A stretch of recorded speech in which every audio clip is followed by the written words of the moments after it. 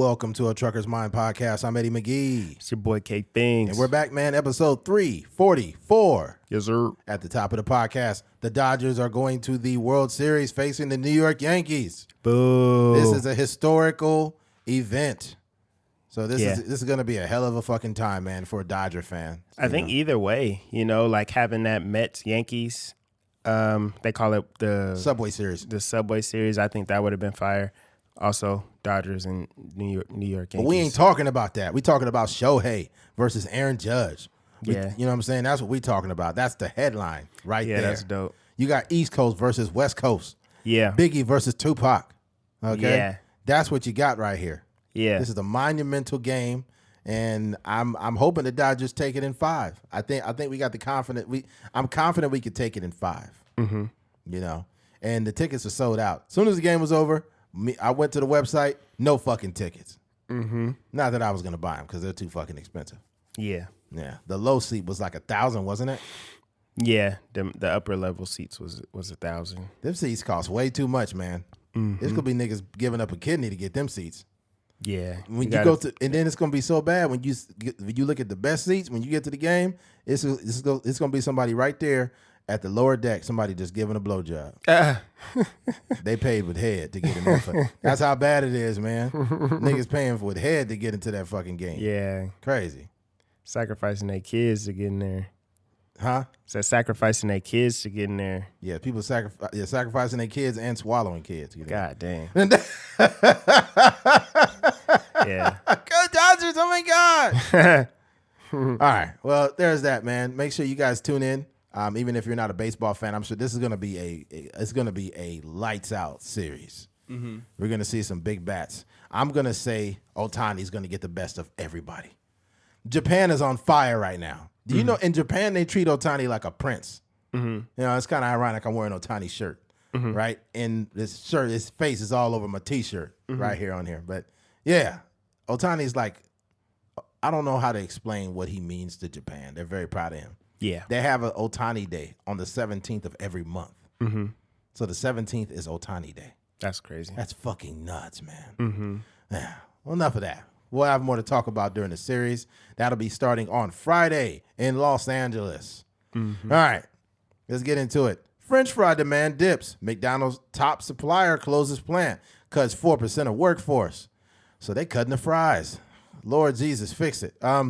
Our taste for French fries has not vanished, but we are currently cutting back. One of the world's largest producers of frozen fries, McDonald's, its own biggest customer, is seeing a dip in demand. Fast food customers are apparently skipping fries or opting for smaller orders, and that dip in demand has led to major fries provider of McDonald's to recently close one of its plants and cut jobs. Eagle, Idaho headquartered food producer Lamb Weston, which gets about 14% of its sales from McDonald's, earlier this month said it had to close a plant in Connell, Wisconsin, and cut about 4% of its global workforce and eliminated some unfilled positions. But here's why. It says, restaurant traffic and frozen potato demand relative to supply continue to be soft, and we believe it will remain soft through the remainder of fiscal 2025. God damn. CEO Tom Warner said in October 1st. Now, there's basically, let's see here, because they said it was due to those $5 meals. Here it is. Helping bring more customers into restaurants from June to August, promotional activity increased. Warner said, referencing the fast food value meal trend, which blossomed over the summer and included the McDonald's $5 meal. So that $5 meal brought the fry consumption down because there's a fry that's involved in that meal, but it's a little fry. Baby fries. So we've grown accustomed to getting just enough fries to get by. Mm-hmm. This is our economy, man. We are having a fry shrinkage right now. Yeah. Motherfuckers can't afford shit. They figure. Yeah, go ahead. No, you got it, man. No, I was going to say they're just too expensive. Like I went to go buy a $5 meal the other day, and you get the McChicken, and then you get fries, you get some nuggets and a drink for $5, which is a decent meal, but I also bought a medium fry along with that, and that medium fry was the same price as the $5 meal. It's fucking crazy. So that'll tell you all you need to know as far as like why there's probably a shortage in or these these fry plants and stuff are closing down. Yeah. If these fries get any more expensive, I'm going to get my own potato. I'm going to walk right in the back of McDonald's kitchen and fry my own goddamn fries. You fucking keep it up. That's crazy, man. If you think about it like this, right, Keith? There's no reason why a medium fry or whatever at McDonald's should be that fucking high. If you ever go to the store and you get one large russet potato, right, and you rinse it and you cut it up, that is a large fry, brother. That is a large fry. And when you fry it and take it out. It's probably more than that, though. It's probably more than a large? Yeah, it's probably. Yeah. It's probably two potatoes. Yeah. Damn. Yeah. You mean what? What do you mean? What? It's 2 potatoes worth of fries at McDonald's? Like maybe like 1.5. Yeah, at the most. Yeah. I say 1 because if you know the potatoes I'm talking about, they're those fucking long potatoes I'm talking about. So if you get those and you cut them up in a bunch of fries and rinse them and then fry them, it might be like a medium. A large is probably 2 of them things. Huh? Yeah, like no, two potatoes. It's not gonna take 2 of those. Two of those big potatoes is going to be more than a large, like well over a large. It'd probably be a supersized fry in the 90s. Because that supersized fry was huge, man. They're better off giving you a sack. You know, but yeah. I wonder if they can't bring supersized back because of that lawsuit, but I wonder if they could change the language and say instead of a large, instead of like a supersize, they could call it like, I don't know. You know how they could freak it? What, like a I identify as a small? I'm dead. Yeah, nah. They gotta freak it by making it a family thing. Ooh. Like instead of making it a supersize, size. This is enough to feed the family. Ooh, but have it in one thing. Like Yeah. in one. Ooh. Yeah. So the people, the ones that really, want a big old fry, obviously they're not sharing. They already, you know what, Keith? That is fucking genius. Because they already do it with cereal. They say family size. I don't have a family, and I still buy that same box. Yeah. All right? Yeah. So I'm eating the whole family's worth of cereal, nigga. Goddamn. Yeah, that's crazy. Yeah. I'm sure it's somebody to get a family-sized bag of Doritos. Wait a minute. Hold on. They don't sell those anymore, Keith. The big Doritos? They don't sell them anymore. You might be right, because I bought a big bag of Doritos, and it's not the biggest bag. Thank you, but you do remember there was a time when there was a large bag of chips and it said family on it. Yeah, it had a little strip on top of it. Yeah, the strip. But see, I think what happened is so many people were getting, not getting obese. They were obese, but they were getting obesier. Okay? Which is not a word. I'm just play on words. But I think they were getting so obese and they were sitting there eating family chips. They were like, hey, we got to cut it back. We don't want to get another lawsuit like McDonald's. Right. So, I think that, but also the price. I think everything is just getting so expensive that Absolutely. I think those top tier, bigger, whatever, family size, whatever, I think they had to scale back on those because everything is just too expensive, man. Oh, Keith, you are a fucking genius. Because they changed the language of the chips. Instead of family size, it says party size. Right? That's how you gotta freak it, man. Right. You gotta freak it. Yeah. But even the party size chips are not as big as what we remember. Yeah. Because I remember a massive fucking bag of chips that said family on it. I am positive. Let me go put in family size chips and then put in 90s and see if it pops anything up.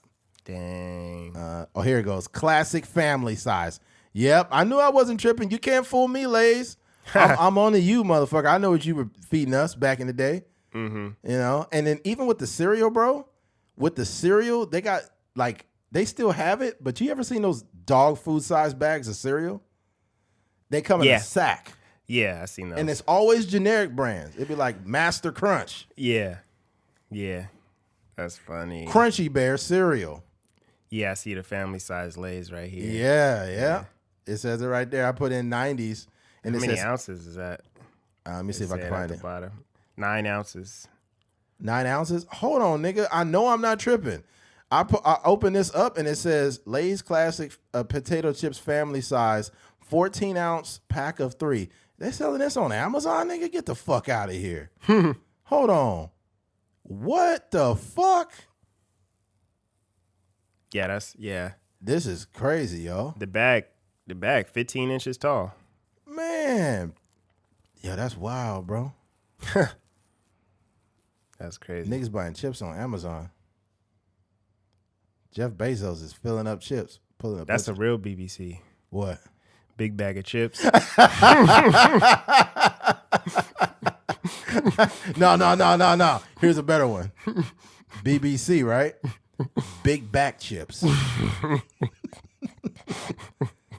Yeah, god damn. Oh my god, yo. That's wild, bro. Oh man. But yeah, as we can see, there's a lot of things that are gonna change. Yeah.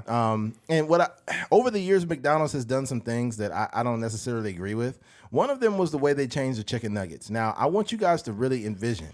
The year is 1999, right? You pull up to McDonald's, you order some chicken nuggets, and it's made with dark meat, and it's juicy, and it tastes amazing, right? Yeah. They took the dark meat out for white meat because it was a healthier option. Because there was this guy that came along eventually, and he made a documentary called Super Size Me, and then it forced McDonald's to create more health-conscious options, even though there's nothing healthy in McDonald's. Right. He was the guy to come in there and made some changes. Now, I will say this. Back when I was in high school, McDonald's had some amazing items. They had a burger called Big and Tasty. You remember that, Keith? Yeah. And it wasn't great, but it was good. It wasn't tasty. Yeah, it was small and nasty. Big. But it wasn't like it wasn't the worst. Right. And it was like a different grade of beef, but it was a decent sized patty. Right. Yeah. Yeah. It was an upgrade from like a McDouble for sure. Mm-hmm. So you had that, right? Then you had the McDonald's salads. I want you guys to think about those salads. You don't remember them, but McDonald's had the best salads on the market, bro. Yeah, because me working there, I know you threw that grill. I ain't gonna front. The grilled chicken at McDonald's was fire. Mm-hmm. Because what you would do is, me working there, you throw the grilled chicken on a little griddle or whatever, mm-hmm. and then you cook that mug up, and then you slice it up, boom, boom, boom, boom, boom.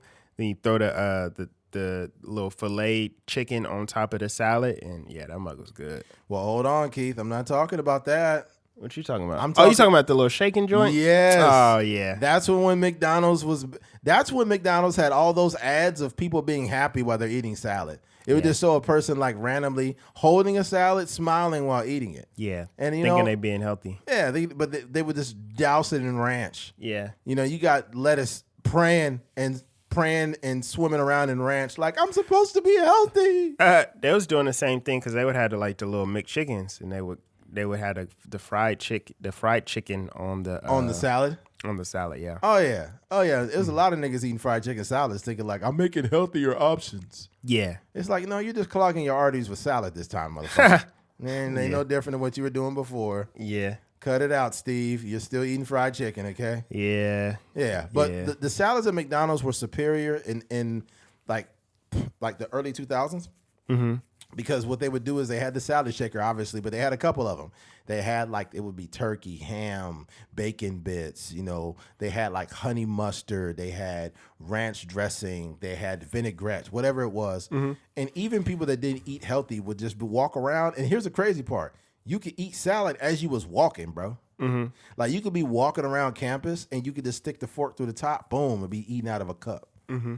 I feel like McDonald's dropped the ball because bringing those salads back right now, they would hit like crack in the 80s, bro. Mm-hmm. That shit would be, everybody would have a salad. Can you imagine? Like, there's a market for these salads. Yeah. Because all they would have to do, because McDonald's is not going to reinvent the wheel. No. All they going to do is they bring the salad back, like you said. Right. But then just make it the McChicken, cut the McChicken up. Or or throw the chicken nuggets in there. And then you wouldn't even have to bring a new version or a new piece of meat in there. You wouldn't? Because like I was saying, back in the day, they would have the grilled chicken, but they don't. I don't think they have it anymore because I think they only have beef and then the McChickens and nuggets. I think that they still might have salads. I think they might still have them. No, I don't think they serve salads anymore. Really? Yeah, because I think we looked it up. We might have looked it up on the podcast. But yeah, I don't think they serve like those salads anymore. The only thing that I seen was like it was like a little box and it had like some lettuce and tomatoes. But yeah, I don't think they have salad on their menu like that anymore. I don't even think they have the grilled chicken items anymore because I think they used to have sandwich like grilled chicken. Oh yes, they did. Back in the Yeah. day, oh my God. Yeah. Back in the day, they called it a McGrilled. Yeah, Or a McGrilled chicken. Mm-hmm. And it was fucking good. that's what I was saying. The grilled chicken was actually really good. At It was McDonald's. good. And it was like it had the grill marks and everything. I don't Yeah. know if they grilled it. They definitely wasn't grilled. Yeah, I It don't was know all if, fake. Yeah, I don't know if they grilled it there or if they just used those fake charcoal lines. Yeah, But it tasted good. It was definitely grilled in some capacity. yeah. It was it was either grilled or grilled adjacent. One of those. Whatever the flavors was they put in there was good. Absolutely. It was some Because you don't even when we cooked it, we didn't even season it. It was just because you season the beef like they have like their little secret seasoning, but I believe the grilled chicken was just fresh off the press. You know, whatever flavors went into the seasoning of it was just what it was. It's probably pre-seasoned chicken. That's all it is. Yeah. They probably use broth. You know, they have like a glaze or a broth that they put on it. And probably dipped it in there or something like that. That's all. That's all. You know, or some type of brine or whatever it is. And they grilled it up. But yeah, that's McDonald's. You know, you're right about McDonald's not reinventing the wheel because with this McChicken, Big Mac McChicken. There is nothing new under the sun. They simply just use the same ingredients from the Big Mac and they replace it with the McChicken. That is nothing special. Yeah. They didn't use any additional resources to do this. Right. I tried it. Wasn't really fire. Really? It wasn't great. It wasn't nasty. It was just what you expect. Absolutely. You know. Sometimes like how it is when we first tasted that Big Mac, the Big Mac sauce on the McDouble, right? How it changed our lives. Oh yeah, it was great. The McChicken Big Mac is not that. Yeah. I think that there's some items they can explore that might taste better. And I say, first of all, I think that they should have done this with the fish. I think that if they would have taken the fish and made it a double, right? Except get a new sauce. Maybe get a new tartar sauce with dill and lemon zest, right? And you make that into its own sandwich, like a premium double filet of fish sandwich, right? Yeah. I feel like that can move the needle. But you know what they're going to do? They're going to say, that's amazing, but do that same thing without inventing a new sauce. They don't want to. So you got to. Because they're going to have to do the whole marketing research and, have somebody, a chef come in and make the sauce and, mass produce it and stuff like that. That's why they just mix and match. I just think it's disgusting, though. The business, like the business model for most businesses is if it's not something that is already profitable, we don't want to like take a chance. Right. And they do this with Hollywood and everything. They're going to make like fucking 15 Transformer movies. They're going to make like 30 Fast and Furious movies because they don't have the balls that they did in the 80s and 90s where they created movies like Weird Science and like Dude, Where's My Car? And movies like that. Yeah. That were original films. And I think that this whole business model is everywhere. If if it's not already profitable, they don't want to take a chance on it. And it's ridiculous. Yeah.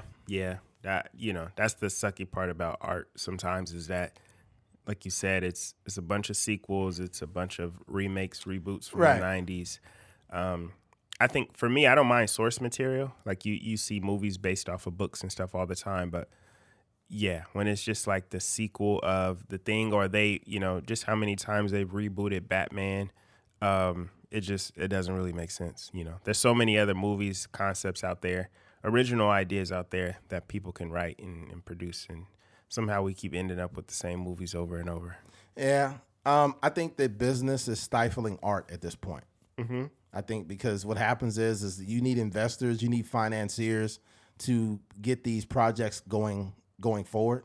Yeah. And I think that like if you come to somebody with a script like comparable to Weird Science in the 80s, they're going to be like, "Oh, this is great, but we can't use this. You have any ideas for Transformers?" Right. You have any ideas for Fast and Furious? Yeah. It's like in this latest episode, the latest movie, we're gonna bring back Lil Bow Wow. We've been hearing the streets want more Bow Wow. And, what kind of lines do you think Bow Wow would say in 2024? Would Bow Wow be talking about Riz in this movie, or what? What would he be talking about? Yeah, it's like, come on, man, fuck. Yeah, we need more originality, man. Yeah, you know what's gonna happen? It's gonna turn the tides completely different. There's gonna be a movie that sneaks in there. I'm talking about there's gonna be a film that sneaks in that's gonna be widely successful, and they're gonna have those themed movies are gonna become very popular. Yeah. But it's gonna take somebody to be extremely successful with one of those films. Like I'm shocked that a movie like Oppenheimer even did anything. It's so many things, man. It's Christopher Nolan. You know, it's obviously a biopic. But I don't know. To me, that movie shouldn't have worked. Like, it's very long. Mm-hmm. I'm not gonna say it's boring, but it's very smart. Mm-hmm. It's a lot of science talk in there. Yeah. But yeah, I don't know. It worked, you know, along with Barbie, you know. I think that movie is like in the same. It's like in the same realm as like Interstellar. Right. It like is. The conversation of like quantum physics and whatnot. Yeah, I would say that, but I was talking to somebody yesterday about Interstellar, and I was saying like the thing about Interstellar though, it was a very relatable film. Absolutely. Like it was really about, you know, a father and his kids. Right. You know, if you broke it down. But Oppenheimer is not really that. It's kind of about like this person that loved science so much, and he like infidelity. There wasn't like a very like homey version of that story. You don't really walk away like having an appreciation for who he is. You just kind of walk away like, you know, this was like a mad scientist that invented, or, you know, along with a group of people, you know, they created this bomb that destroyed the world. And you understand him a little bit more as like this scientist, but you don't really care for him as like a father figure like you do with Interstellar. And maybe that's Matthew McConaughey, you know, doing that, but I don't know. Yeah, I don't know. That one is a head scratcher. I don't know why that movie was so successful. Absolutely. And what was another one that was I would put in the same realm as Interstellar, but it was a movie. Fuck, damn it, what was it called? It's where there's a popular scene where the hallway starts moving and everybody's moving in that hallway. Oh, Inception. There you go. Yeah. I feel like there's like a what do you call it? Like a subcategory. Yeah. Of movies. I feel like Interstellar, Minority Report, Time with Justin Timberlake. I feel like In Time, like all those movies kind of fall into that category. Yeah, I mean a lot of these is Christopher Nolan movies too, which is ironic. The ones that we're talking about right now? Mm-hmm. How many of them? I think Interstellar. Oh shit. Let me double check, make sure. So you got Inception, he did. Okay. Interstellar. Oh, fuck. And then Oppenheimer. We just said all three of those right now. Yeah. Wow. And yeah. I didn't know. I'm pretty sure you knew it, but yeah, I didn't know it. Damn. Mm-hmm. So I just off the cuff was like, hey, these movies have like a subcategory. I don't know what you can call it. Would it be labeled almost sci-fi basically? Yeah, I think all of those are science. It's all sci-fi? Yeah. Science fiction is pretty much anything dealing with, you know, science obviously, but also like space, you know, kind of like inventive technology, things Absolutely. like that. Mm-hmm. And before we move on, I'm going to say this. It's a little McDonald's related, but it's not. The Big Mac McChicken that just popped up out of nowhere. It's kind of funny how they come up with these new food items near election time. Right? Hey, you think, look here, Kamala, okay? I don't know if it's Kamala. I don't know who's probably did it, if it's Trump or Kamala. Nice try, okay? Nice fucking try. You almost trying to distract us with the McChicken Big Mac. Yeah. You want to just distract us, so by the time we get to the ballot, we're like, oh, which way is up? I don't know. The chicken is going on, and let me just put this in here. Yo, have you seen these David Valadao ads? Dude, it's hilarious. David Valadao and what's that? Rudy Salas. Yeah. Yeah, they be going back. They go on each other's neck. This is better than Drake and Kendrick. Okay, for all of those that don't know who Rudy Valadeo is, right? He's David Valadeo. David Valadeo, excuse me. Mm-hmm. I'm thinking of Rudy Salas, right? Rudy Salas, yeah. Okay. Now, David Valadeo and Rudy Salas are both running for like local government, right? What was it? No, it's a I don't know what they're trying to run for like Congress or something like that. Like okay. I have to look it up. Okay, but wherever you live in this country, I need you to zoom in on what I'm saying. There's always two guys that are competing, and it's like I'm just gonna make a fictional name. Robert Jenkins doesn't like babies. It's very clear in his last movie that he doesn't like babies. Vote for David Brackens. And it'd be like, at the end, it'd be like, my name is David Brackens, and I approve this message. And it's like, this is crazy. Yeah, it's always like, David Valadeo has been in Congress for 10 years. He's trying to raise taxes. That doesn't align with the Bakersfield people. We got to get him out of there. And then This message is approved by Rudy Salas. Like, dang. Rudy Salas doesn't like sex. It's not his choice for you to use your body. It's your body and it's your choice. Vote for naked sex. My name is David Brackens and I approve this message. That's crazy. Rudy Salas likes his butt played with. Vote against butt play. Vote no on butt. Vote no on Prop 69. Vote no on Prostate 69. Do you want somebody fooling around with your prostate? Vote no right now. Oh, damn. Oh, my goodness. Yeah. When David Valadeo was asked about popsicles, he stated that he didn't like them, which means he doesn't like children. We deserve better. Vote for Rudy Salas. My name is Rudy Salas, and I approve this motion.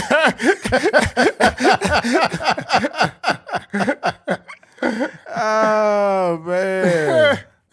Oh, man. Can you imagine how it was when times was real racist? Yeah. It'd be like two dudes running, and they was like, Michael Barbwire believes that blacks should be in your neighborhood. I'm sure they said that. Oh, yeah. I'm sure they said that. Vote no against coloreds. But they were probably like radio ads instead of like these little YouTube ads. Oh, yeah. Times was different because the paper was heavy back then. Yeah. So they would do smear campaigns from the newspaper. Yeah. It's like, Rudy Salas wants blacks in your neighborhood. Read all about it. Extra. Extra, read all about it. They're trying to get blacks in your neighborhood. Vote no against the coloreds. Oh, that's crazy. Media has changed. What I will say about Kamala and Trump that I do like is the fact that they're using a lot of non-traditional media. Right. I seen Trump on Theo Von. I listened to that episode. I seen Kamala on All the Call Her Smoke. Daddy. She was on All the Smoke and Call Her Daddy podcast. Yeah. What I will say that I like about them both is they're going where the people are. And they're using non-traditional media to reach people.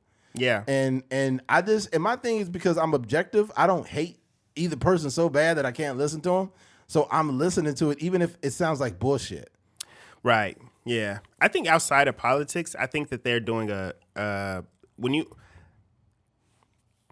think any politician, like I'll just say what I say and then we can have the conversation after. So politics, I feel like they do a great job of marketing, right? So one, I'm getting these papers every day. Like Rudy Salas is doing this, David Valadeo is doing this, vote this on this, vote this on this, right? I had a lady come to my door. She was like, yo, she was, and they know who you are. They have your address and stuff like that. So she was like, are you Keith? And I was like, yeah. And then she was like, such and such person that's running for office. She's doing this. She's doing this. She's trying to build hospitals here. She's doing this. Can I count on your vote? And I was like, yeah. Like what you were saying, like the things that you were saying and this person that's running, it aligns with like some of the stuff that I would like to see change in our community. So I was like, yeah, you got my vote. I'll make sure to vote for her when I go vote or whatever. And then she was like, can I put a sign in your yard? And I was like, no. She was like, all right, have a good day. Like, nigga, I'm not doing that much promo, right? Yeah, I'm not doing no free some promo. Yeah. Do I look like a boxer? Like, you want to wear some fucking trunks around? Exactly. No, nah, man. We're not doing that. No. But yeah, I'll vote for you for sure. No. But I say that to say, like, what if musicians, podcasters, business owners, whatever, what if they had that type of on the ground campaign, social media campaign, hitting podcasts, hitting radio shows, like, just kind of a full 360 promotion. And it works, when it comes to people voting. Obviously people know the day and all these things are promoted, but I feel like these artists that try to check out my link in my bio or whatever, like even popular artists are just like, hey, my album comes out tomorrow, like, link in my bio type of thing. They not doing no interviews. Yeah. They not doing no podcasts. Like they doing this, this average whatever Twitter, promo campaign or whatever. Yeah, but I'm like, if you had imagine if Drake's next album, he had people coming to your door like, yo, do you want to listen to a snippet of Drake's album? Like, here, check this out. Can I count on you to download it when it come out on Friday? Like, that'd be that'd be crazy. Mm-hmm. And then they come to your door and then some little kid answer. Yeah. And they're like, hey, are you going to be listening to the new Drake album? Like, yeah. Is it true that Drake is a certified pedophile? Like, oh, let's go to my mom said I can't listen to Drake. He's a certified pedophile. Vote no on pedophilia. Oh, man. For Kendrick, press 1. For Drake, press 2. 1, you press Kendrick. Certified lover boy, certified pedophile. Wop, wop, wop, wop, wop. God fuck 'em up. Oh, man. Donate to the Kendrick Foundation. Kendrick is so crazy. Yeah. That's a trip. That's going to be a trip when the Chiefs win the Super Bowl again. Oh, wait, why you say that? Yeah, because they blew us the fuck out. Oh. And they blew our Niners out again. They punked us. Why you just switch the subject? Like I don't know. Maybe because I'm just a bewildered, pissed off 49er fan. They just keeps getting our lunch taken every year. I'm so sick of it, man. Nah, they're gonna beat the Lions, I think. Yeah, I'm so tired of fucking Kermit Mahomes every week. Like, we played a great game. We got our guys out here, and we worked out, we did our thing, and we played a great game. It's always politically correct. So, in this next election, who are you thinking? Like, who are you leading for or voting for? Who do you lean on? Like, personally, I just pray that whoever becomes the next president, they just could have their best interests, in our government and what we're doing. It's like, so does that mean Trump? He's like, I'm not exclusively endorsing anybody, but I will say that Kamala, she has huge breasts, and I really want to vote for her, and I think she'd be a great leader.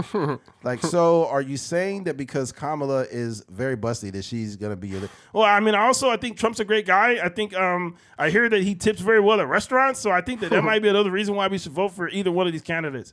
All right. Thanks, Patrick. You have a great one. I like busted coverages and I like busted women. On this play right here, you can see Kamala's wide open. I'm telling you, she's wide open. She's trying to get the ball. It's like, what are you talking about, man? What's going on? Oh, man. This podcast is so crazy sometimes. We got to switch the subject, man. This is getting unhinged. It started off with McDonald's fries. What the fuck happened? All right, switching gears. It's about to get worse, folks. Male OnlyFans star Gucci Third Leg accused of allegedly giving multiple women herpes. Now, there is a sex culture that's taking place where it's extremely promiscuous, and they're having a lot of sex and making a lot of money on these OnlyFans platforms, but they're also spreading diseases. All right, and this guy's getting accused, and his name is Gucci Third Leg. I would assume that's probably the reason why he's called that is for a reason that you guys all understand. All right, male OnlyFans creator Gucci Third Leg is currently under a ton of scrutiny following a TikTok from former collaborative Danae Davis. Overall, Davis accused the male OnlyFans star of alleging giving her HSV2, otherwise known as herpes. She alleges that she was 19 at the time of her collaboration, this is terrible. It's really sad. A young person that's 19 is still really not an adult, and they're fucking on camera. That's so sad. They should have an age limit. She was 19 at the time of their collaboration, and that he never disclosed with her that he had the STI. Furthermore, she alleges that Gucci Third Leg knew about his diagnosis and was purposely keeping it from all of the women he was collaborating with. Davis goes on to say that Gucci allegedly exposed dozens upon dozens of women to the disease. And for those who may not know, Gucci Third Leg has collaborated with some of the biggest porn stars in the world. In fact, content creators like Aiden Ross and Desai Frost have even slept with some of the women Gucci Third Leg has been with, which has opened a huge can of worms. Moreover, in the past, Gucci Third Leg is, I'm getting tired of calling this nigga, claimed to have slept with over 3,000 women. Yeah, we'll call him GTL. Over 3,000 women. Needless to say, this could prove to be a massive issue for the star going forward. Okay, this guy slept with 3,000 women. He talked about it in an interview, right? And then he said his girlfriend at the time, her body count was over 2,000, he said. So here's my question, folks. When are we going to act like body count doesn't matter? Why do we got to keep doing that? Because I got to be real. I think that the idea of body count not mattering is not okay. And here's why. I don't think there's a specific number that anyone's just going to be happy with, right? Because I still expect women to live their life. And I think that women having sex is not a bad thing. We're all adults, and we're on the opposite side of each other's experiences. But there's numbers that get out of control. If you're 28 and you slept with 150 men, that's fucking too much. That's crazy. At that point, I believe you're a little sexually irresponsible and you're not properly vetting people. So and also too, if we are saying body count doesn't matter, and you see this man that has 3,000 women he slept with, and his girlfriend got 2,000, and now there's herpes spreading everywhere. Yes, body count matters, because the more you sleep with people, the less of a vetting process you're putting them through, and you don't know what they're doing, and you're just shoving your stuff in a bunch of women who they may be giving you an STD, or you're giving them an STD, and in order to have 3,000 partners, you're having sex so frequently and unprotected that you don't know who you got it from, right? This is sexual irresponsibility at its peak.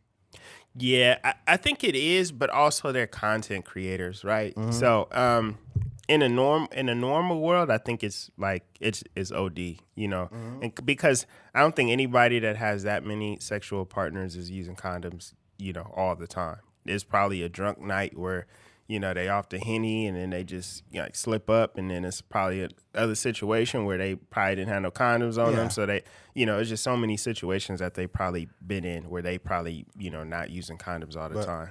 Here comes the problem. A person that's fucking this many people also likes to keep relationships outside of their business. Right. So they might be fucking somebody that they're getting paid to do that with, and they're doing testing, but they might have a ratchet ass boyfriend that can't keep his dick in his pants, and they still sleep with that dude unprotected. He's got herpes. He gives it to the porn star. She shows up to work, but she got bumps in her vagina instead of visibly where you can see it on the outside.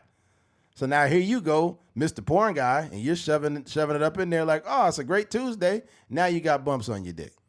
Yeah.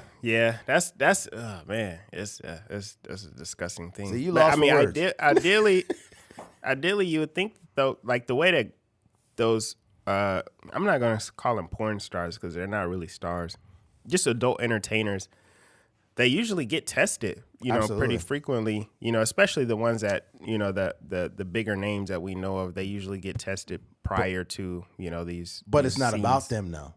It's not about them, though. They're getting tested. But what about the people that they're dealing with outside of the business? That's the problem. Those are the people that could be the disease carriers. I mean, I would imagine if you're getting tested for your actual work, you are also vetting the people that you're sleeping with outside of it. I don't know that. I look, I can't factually say that, because how many pregnancies have we seen? Well, my baby daddy ain't shit, blah, blah, blah. Don't you think that a person that is about testing themselves and doing that, they're gonna actually, there's so many people that are already sexually irresponsible that I don't think that they're doing a good enough job to properly vet even their own personal relationships. Yeah, I think even him, he said in there, this is what I would say. I think for the most part, if you are adult entertainer, anybody of notoriety that that you can, you know, Google on whatever, you know, adult entertainment website, I think all of those are getting tested quite frequently. Yeah. But I think I think even with Gucci third leg, I think he mentioned that he was a little careless when he slept with her initially. That he didn't actually like show any proof of testing or whatever. They just kind of hooked up. Yeah. So I think it's those some people that are responsible. But I would say like the upper echelon, I think that they're moving accordingly because they know that I mean you could ruin your life with one partner because you just don't know. And they're so used to not having sex with condoms on that why would they all of a sudden in their personal life start wearing one? Absolutely. And I will say this too. This is just this is kind of a part of the conversation, but it's not. There are so many people that are off and on again in relationships. They break up and get back together. And it's like, my punk ass boyfriend cheated on me and I took him back and then we got together and I found out he was cheating again. And it's like, lady, you're putting your health at risk. Mm-hmm. Like, you got to understand, if you're with somebody and they cheat on you and they don't have the thought of like they don't have the respect enough to even wear a protection when they do it, bro, they could be bringing you a disease. Yeah. Like, that's why, like, people don't realize, like, they say, like, I got to have me a side piece or whatever. They think this shit is cute. They think it's funny. You think it's okay? Because the thing about it is, if you're married, you're not using condoms with your wife or your girlfriend. But then you so dumb that if you're cheating, you're already making an ill-advised decision, and you fucking this chick, and you don't know who she's fucking. Mm-hmm. She could be fucking her ex-boyfriend. See, sometimes when people have enough sex together, they just trust. That's it. They just trust instead of actually doing their due diligence. So if you fucking this girl and you're not using a condom because you're like, I trust her, she cool, and then she's fucking her baby's daddy, but her baby daddy getting pussy all over the town, and he got herpes, now you got it, fool. Yeah, that's how they say, like, you're when you have sex, you're having sex with everybody else that they've had sex with. Yeah, and then they've had sex with, and so. That is always why I tell women to take a shower first. Mm-hmm. You got to get that nigga off you the best way you can. You gotta cleanse. You gotta cleanse it. You gotta wash Daryl off. You gotta get Daryl up out of there. Yeah. But no, this situation is so weird because this was a conversation that was kind of brewing last week, and I seen it, and it was just a girl kind of crying on Twitter. She was kind of going in like, oh my gosh, this guy gave me herpes. It happened at this time. And, we were supposed to do content together. And she showed pictures and all this other stuff. And then, fast forward, Aiden Ross interviews her and him, on separate occasions. And DJ Academics hops on there. And, there's different narratives going back and forth. And Gucci Third Leg is bringing on, different content creators that he's doing that he did scenes with that were kind of vouching for him. So I don't know. This is crazy. I think that what I will say though is that if the girl intentionally had sexual relations with him while she actually seen a breakout, that's crazy. I don't even know what to say to that. Yeah, she mentioned she's seen it. Yeah, she said the dude had 3 circles of bumps on his dick, and you was sucking it. And she was still having, yeah. You know what? I hate to say this, but we may have to do this. I think that if people want to feel safe and they know that it's going to be like a sexual encounter, we got to start asking for tests. I think that's fine. I don't think it's nothing. Yeah. Either asking for tests in addition to asking for pictures. If you want to see what's going on, if a woman said that she wanted to see not even just what I was working with, that I was sexually healthy, and you wanted to see what I had going on, if I wanted to have sex, then I would have to show you. Mm-hmm. Because if it's a health thing, if I just pull it out at the last minute and you don't get a chance to properly investigate, yeah, you know what I'm saying? Yeah, I think that's great. It may sound wild, but yeah, I wouldn't want to. I think the way sex is kind of happening now is it's not very planned out anyways. It's just fast. A lot of times it's like you see somebody on Tinder that you like and y'all chop it up for a little bit and next thing you know, like, you smashing her down. But yeah, I think if you had like a cool little situation where it's like, all right, we have a understanding, we're going to be, exclusive to one another or whatever, I think that would be dope. Like if both of y'all go get tested, go get y'all results, everything come back cool, then y'all could just, do what you got to do. Keith, I mentioned this on the app. I said that like places like or apps like Tinder or whatever, we need to just create a new app that is more or less for casual dating. And before you even go on a date, there needs to be a STD test that is up to date that you can share with that person that is physically, and it's on like, I guess you said due to like what's it called? HIPAA violation or whatever, they couldn't share it on there. But in order to there's got to be some type of health department situation where they could create a dating app. That would be crazy.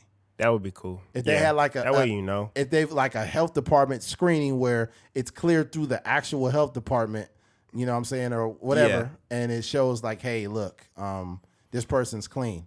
Yeah. So you show up to the date, you clean, you ain't got no STDs. It's gonna let everybody have their shoulders down. So if you meet on the first date and you want to fuck, you know this person's clean. Yeah.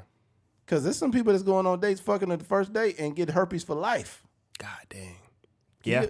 That's crazy, man. Yeah, and people really have diseases out here, and that's just the sad part about it. And I think there's we always say like herpes is so taboo, but the reality of the situation is like for the people that don't have it, you're just lucky, and that's just what it is. Because a lot of people have done some wild stuff, and a lot of people do be trying to make fun of like people with certain diseases and stuff like that. But the reality is, you just so happen to not get it because of whatever. And you might have had slept with somebody that may have it. They just like, have dormant, symptoms or whatever the case may be. So yeah, for me, I'm not the person that tries to like make fun of these people because I know like how serious that stuff is. Like everybody is one or two, miscalculations away from being in those people's shoes. Nah, absolutely. That's why like my thing is, I'm not saying I have the lights completely on, but there are lights.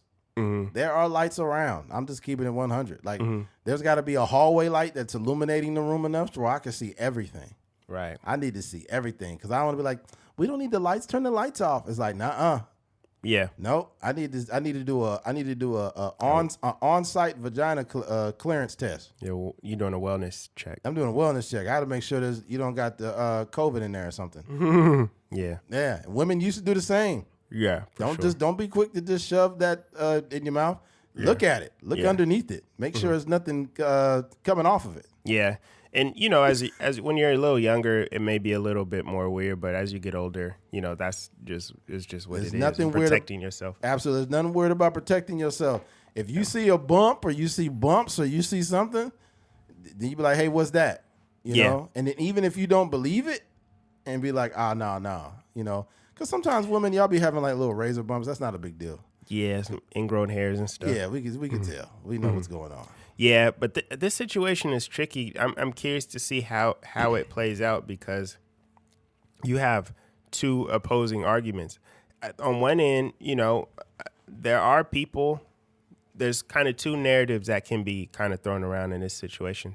There are people that maybe are just too embarrassed to actually say that they have a sexually transmitted disease, and they will just have sex with whomever, and they just live with the consequences.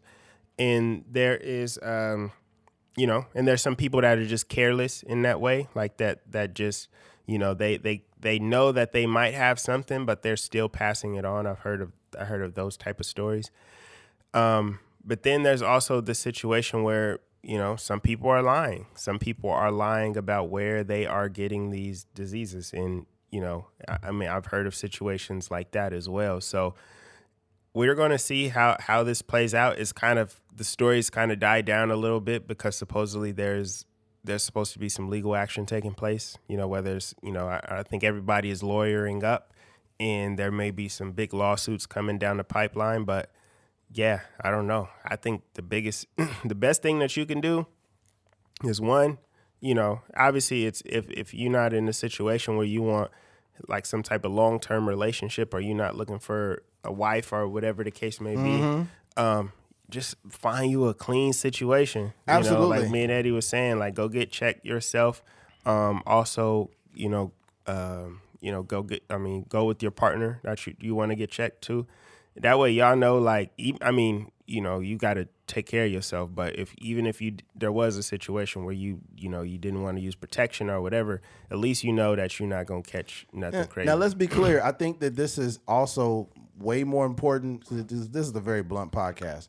There are a lot of women out there that are not hoes at all, but y'all just need some dick here and there. It's not fair for a woman that's not hoeing and throwing her body everywhere. She just want to have some fun here and there. She should at least be with a man that's clean. Yeah. You know what I'm saying? So the truth be told, I don't see a big deal. If you require a test, then that's what you do. Mm-hmm. Vice versa. Because people, I'm telling you right now, people are very promiscuous. That's all I'm gonna say. People, women, men alike, especially the ones that I guess act like they not. They probably the worst. Mm-hmm.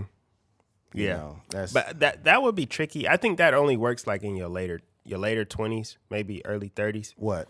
Where you can have like a monogamous, like friend with benefits type situation. Yeah, because you're mature enough to do that. Yeah, people younger, you trying to just get it in. Like, I don't think they have the wherewithal. They fucking anything.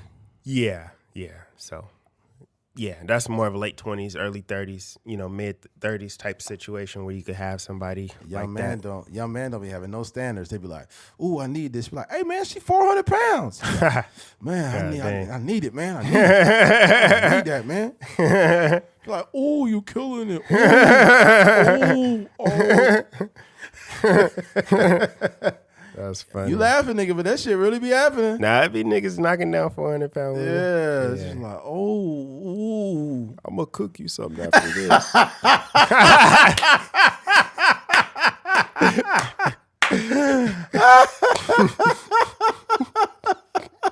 I got some leftovers in there if you want some. Oh man. You'd be hitting it from the back and then the microwave go off.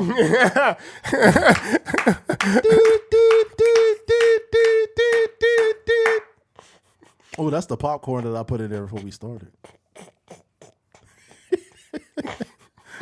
Oh, man. Nah, imagine this. You in there like, and all of a sudden you hear, it's DoorDash. I got a DoorDash out here. Oh, that's crazy. Oh, man. Yeah. I told y'all not to knock on the door. I told you just leave it at the door. Leave it at that movie, that movie, Well, it has, I think dude's name is Ben Foster or something. Have you heard of that, the movie? Nah. Yeah, but that happens in the movie where he just like a big obese guy and then he orders pizza like every day, but he don't want the guy, he doesn't want the guy to see him coming to the door, so he just tell the delivery guy to leave the pizza at the door. So they forgot one of my lava cakes. Dang. That's how the real I ordered some crazy bread. They forgot the crazy bread. They forgot. I ordered some crazy bread. They forgot it. That's crazy.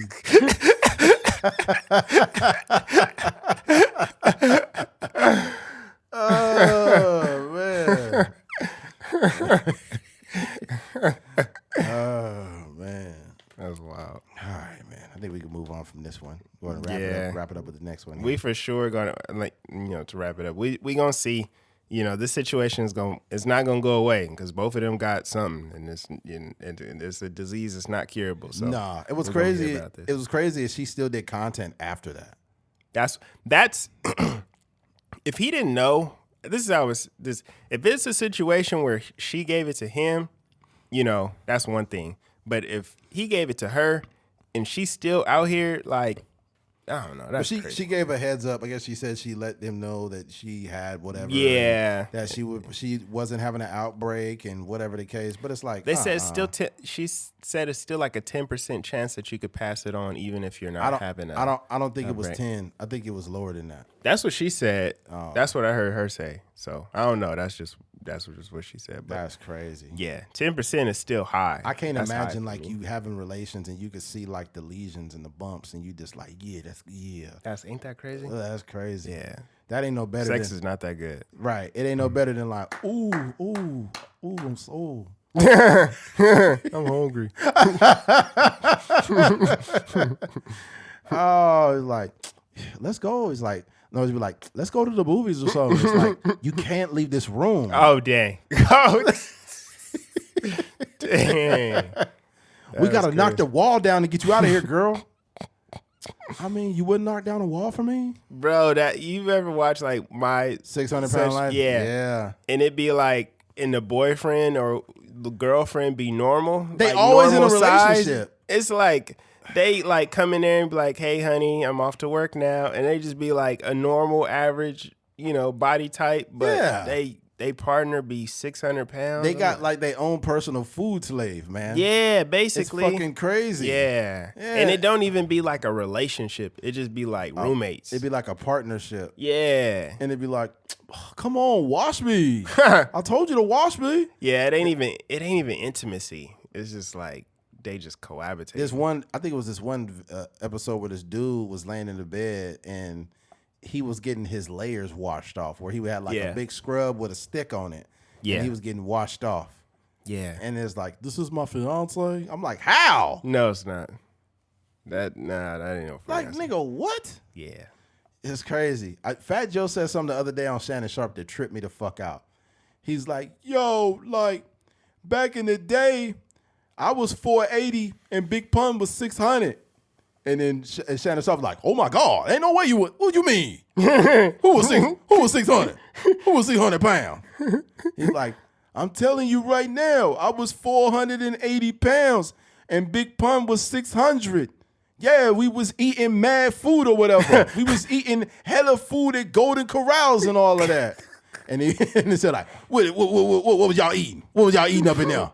And then he's like, we used to go get the endless shrimps or whatever. We was eating so much food they called the police on us, man. Swear to God. Swear to God. True story. True story. That's crazy. Yeah. Man, Big Pun, I didn't realize he was that fat. 600 I didn't realize Big Pun was that fat until the end of that video. I don't want to be a player no more. At the end of the video, he got on the motorcycle and drove off. That nigga was 6 times wider than the bike. I'm like, oh my God. That's a lot of weight, dog. Then he moving around. Yeah. Well, you know what pissed me off, though? I'm going to keep it 100. I'm not one to hold grudges against people because, no one's perfect. But what made me lose a lot of respect and all respect for Big Pun, even in his death, was the videos that surfaced of him beating the shit out of his wife while he was 600 pounds and his wife was his main provider that wiped his ass. And he's slapping her around the room. And then Big Pun's son came out with a diss track against his dad.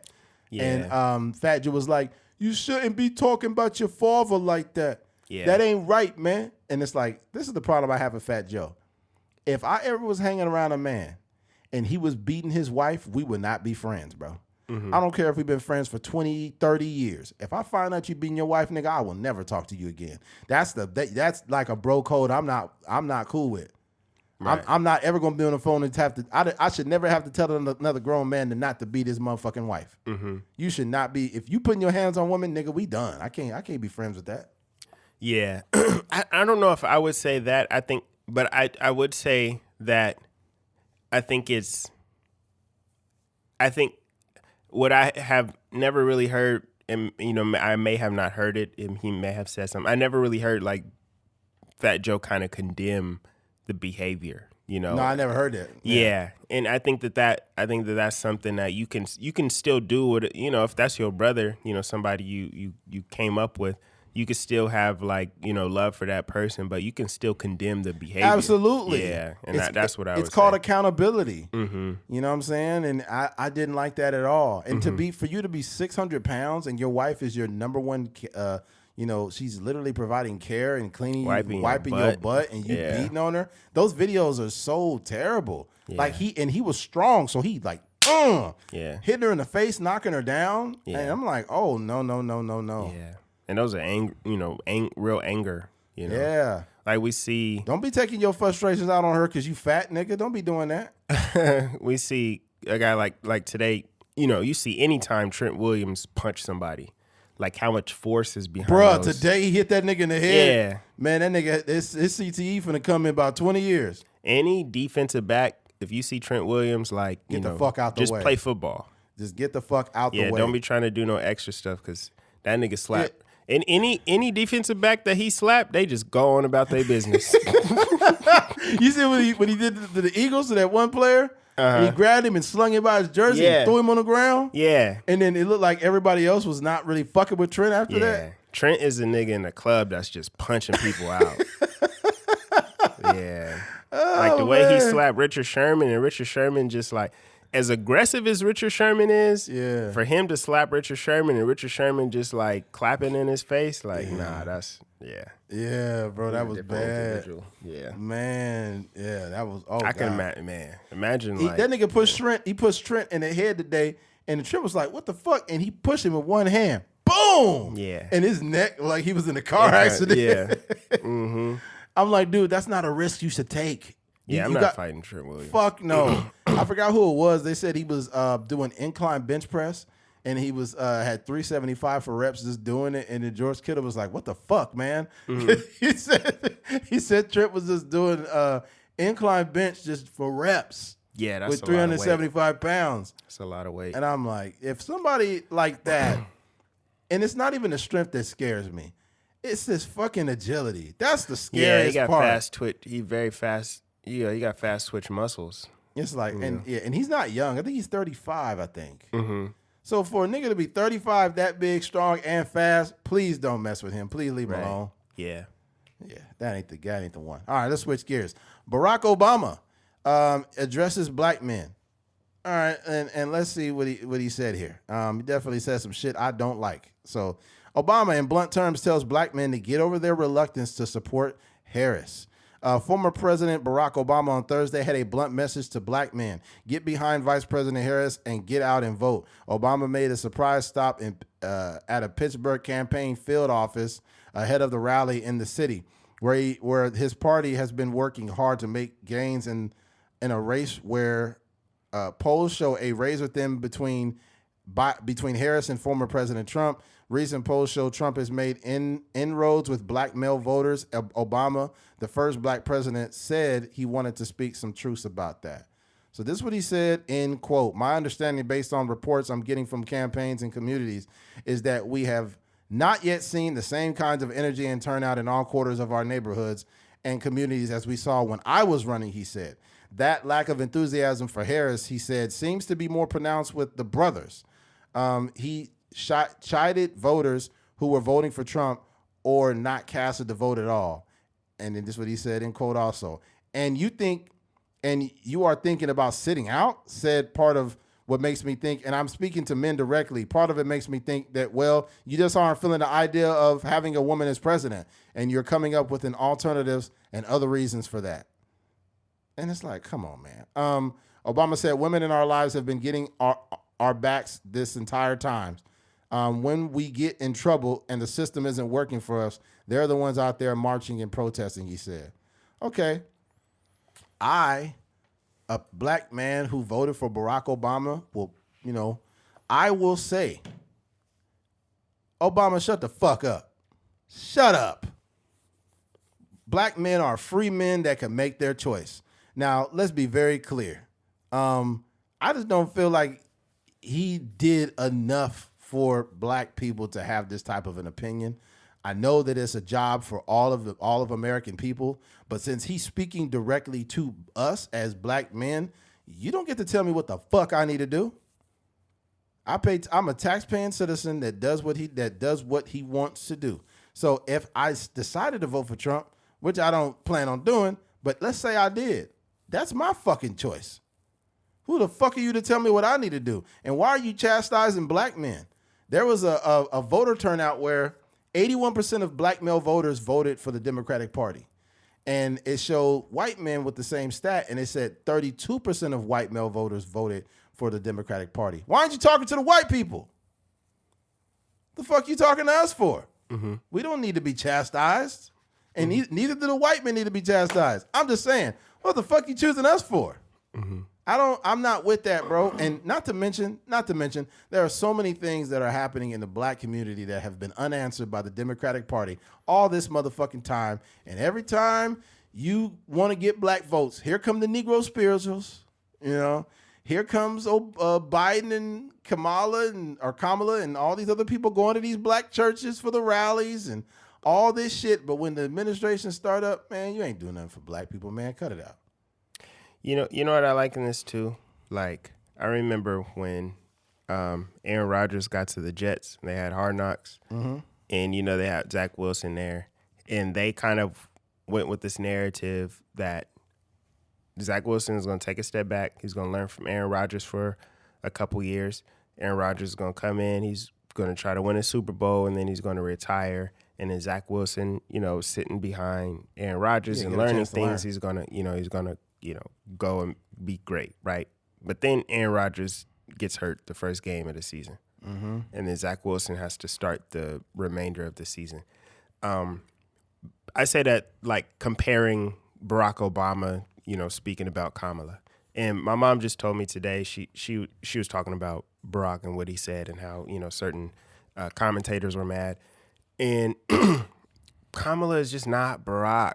Right. It's just a different energy around her. I just think for whatever reason, and maybe people may not know why, they just don't have the same affinity for Kamala as they did Barack Obama. No. And that could be many reasons. I don't think the idea of it being her being a girl is the main point. I just think that maybe her history as locking people up, and these are criminals, so I don't want to make it sound like whatever. I hate this idea when we be like, well, this person get this amount of time. It's like a lot of times, like these people are criminals, so that's just kind of like the time that they got. Yeah. But anyways, I just think that Barack he's fighting for Kamala, and that's his job as a former president, especially being a Democrat. He's supposed to get out here, supposed to touch the people and try to get as many votes as possible for Kamala. But I just think that they also have to realize, like, it is your job to earn our vote. I just think that sometimes when it comes to black people, when it comes to California, they don't really do their due diligence here because they know that they're going to get the electoral votes over here in California, so they don't really do much in that aspect. But I don't know, when we are sitting here as a black community, especially knowing that these people, Barack Obama is black and Kamala is also black, when we're sitting here and we're just asking for you to do something for us, and your response to that is you should be voting for us. It's like, no, you have to actually do something for us. Like we see from a macro level to a micro level, here in Bakersfield, we don't see too many things that are just designed for black people, and this is me like, searching for certain things. We're like looking for grants. Like we mentioned a long time ago, when they had all that COVID money and they were like, yo, we want to, all these companies came out and they were like, we want to support black business owners and stuff like that. We never heard anything. No. And I'm a person that applied for some of those grants. And I don't know where that money went or if it was just a conversation piece to get people to like their companies again. But I just think it was socially acceptable to pander to black people during the pandemic because that's when George Floyd died. And that's when people were basically having this outpouring for black people. And there was this time and this little space in time where, Bank of America was like, well, we support our black community, and Wells Fargo and all these other people. And it's like, no, you don't, motherfucker. We really know your history. We really know you use slaves as collateral. It's written in the fucking documents. Okay. You actually y'all should be the ones paying motherfucking restitution to black people is the banks. The banks was involved in the slave system big time. I wonder, too, if this Gavin Newsom's apology for California's role in slavery. Fuck Gavin Newsom. I wonder if that has something to do with this election, I don't know. All I know is Gavin Newsom ain't no better than... Look, here's the thing. Look, these politicians in general, I just don't fuck with them. And then with Gavin Newsom with the apology, is that supposed to be like, oh, my God, thank you so much. I still want my check, nigga. Fuck the bullshit. I'm not looking for a handout. I'm a dude that goes to work. I'm a tax-paying citizen, but my lineage and the people in my family were slaves, and they're not going to get their money. and I'm a part of their family. Give me the money. I can use it and make good of it. Right? And people are saying, well, we don't want to give out a free check. You don't know you don't know world and American history. Restitution is a part of everything. The Japanese got paid restitution. The Jewish people got paid restitution for the Holocaust. So this is not new. Native Americans got land. They got reservations for, literally being slaughtered and taken off their land. So restitution, or the idea of reparations, is not new. The only people that ain't got it is black people. And those black people did not get it concurrently, and they're gone. So the excuse better not be, well, the people and the descendants they're dead, so we can't pay anybody. It's just giving away money. No, nigga, me and Keith don't have real last names. If you go back and look at our last names, they are all tied to a slave master that gave us this fucking name. We didn't choose it. So if that is my case, run me my check. Okay? And Obama, shut up. Okay? Because you didn't do shit. And I don't like the Democratic Party doing this. And I'm a guy that's been more left-leaning, but being as I've gotten older, I'm very objective. There are certain things on the right that I absolutely agree with. Doesn't mean I'm Republican, but there's some things that I absolutely agree with. And there's some shit on the left that they're trying to push that I don't agree with at all. And some of it I think is flat out weird. Okay? So that I'm conflicted. This is why before I genuinely wish that there was a middle ground party, such as like a independent. And at first, I liked Kennedy at first, but he's a fraud. Not only, like, if you're going to be independent, you need to stay independent. Don't support Kamala or Trump. Then he supported Trump. I said, nah, nope. Yeah, Robert got his own. Yeah. Then Robert got pictures showing pictures of a girl's pussy all over the place. He's showing nudes everywhere. And the girl's like 34 or something, and he's in his 70s. So he was happy. He was so happy to get this young piece of ass. He's showing it all over the place. Yeah. Yeah, you probably can't pay for it. Yeah, pretty sure he did. He definitely paid. Who knows? He might have not paid for it. Some women, not all, but there's some women turned on by power. She was like, hey, I'm going to cherish these wrinkled balls, okay? Yeah. I'm going to take these wrinkled balls, and I'm going to remember this. These politician groupies? Yeah. Monica Lewinsky. Some people, here's the thing. With Monica Lewinsky, I feel like Bill Clinton was a piece of shit, right? I guess he had mentioned that he was, using her for his mental health or whatever. Yeah. Which, I mean, it's like, come on, Bill, you're married, you piece of shit. But, I mean, it was consensual. I mean, we can't sit here and say he was like, I want you to get your head down there. Just do it. Just do it. Just do it. Just do it. Yeah, but it's fucked up. But we've gotten off topic here. Obama, please just go back to the hole you came out of, and just go sit down. Yeah, I think that. And also, another thing I want to add in there, I'm tired of celebrities endorsing these people, whether it's the left or the right. Stop getting celebrities to endorse these fucking these political parties, because truth be told, the only thing that should be influencing our vote is our knowledge of the candidates that we went out and worked to find out, or that the policies that they're showing us. But I don't give a fuck about Kid Rock. I don't give a fuck about who else is endorsing the Cher. I don't care about Cher. I don't care about Kid Rock. I don't care about Triple H. I don't care about Hulk Hogan. I don't care about Meg Thee Stallion. You think that Meg Thee Stallion shaking her ass is going to, be important when it comes time to go to the fucking ballot booth? No. Get this shit out of politics. It's trash. Get it out. Tired of seeing this, man. Meg Thee Stallion was looking good, though. I ain't gonna lie. But not good enough to earn your vote. If I'm voting for ass, I'm voting for Meg Thee Stallion. Ass 2024. Meg Thee Stallion wants to show her ass. A lot of people are saying that it's not as nice as they thought it was. Other people are saying it is. Vote yes on ass. Make ass great again. My name is Tyrone Jenkins, and I approve this message. Oh, man. Yeah, I guess May said she was stepping away from music for a little bit because she wasn't happy. Really? Yeah. Yeah. So, I mean, hey, if that's I don't know if that's her choice. I think, and I'm not speculating on what she got going on, but I think that probably something deeper than that. Yeah, maybe these labels. There's a lot of money that goes into these, and she's on every commercial. Like, I don't know if she can make that choice. Like, I'm stepping. Also, I think Joe Budden said something. He knows a lot about the music industry, and he mentioned that this whole Diddy shit and a lot of these CEOs stepping down is going to freeze a lot of freeze a lot of like finances for a lot of these people. A lot of artists are going to. He said this shit before it happened. He said a lot of people are going to get dropped from their label.